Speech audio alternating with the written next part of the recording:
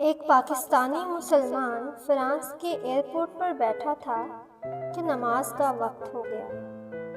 اس نے وضو کرنا شروع کیا۔ جب وہ وضو کر رہا تھا تو اتفاق سے وہاں سے ایک فرانسیسی ڈاکٹر کا گزر ہوا۔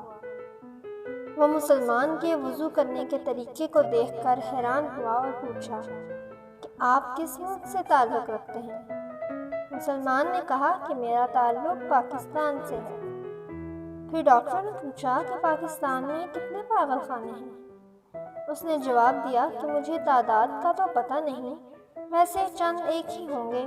ڈاکٹر نے کہا کہ یہاں پر بہت زیادہ پاگل خانے ہیں اور میں یہاں کے ایک پاگل خانے کے ہسپتال میں ڈاکٹر ہوں۔ میری پوری عمر اس تحقیق میں گزری ہے کہ لوگ پاگل کیوں ہوتے ہیں اور پاگل پن سے بچنے کے لیے کیا کیا احتیاطی تدابیر اختیار کرنا ضروری ہے۔ ڈاکٹر نے اس مسلمان سے کہا کہ میری تحقیق کے مطابق جہاں اور بہت ساری وجوہات ہیں، ایک وجہ یہ بھی ہے کہ لوگ اپنی گردن کے پچھلے حصے کو خشک رکھتے ہیں۔ کھچاؤ کی وجہ سے رگوں پر اس کا اثر ہوتا ہے۔ جو لوگ اس جگہ کو وقتاً فوقتاً نمی پہنچاتے رہیں وہ پاگل ہونے سے بچ جاتے ہیں۔ میں نے دیکھا کہ آپ نے ہاتھ پاؤں دھونے کے ساتھ ساتھ گردن کے پیچھے کے حصے پر بھی گیلے ہاتھ پھیرے، جس سے مجھے بہت حیرانی ہوئی کہ آپ کو یہ طریقہ کس نے بتایا۔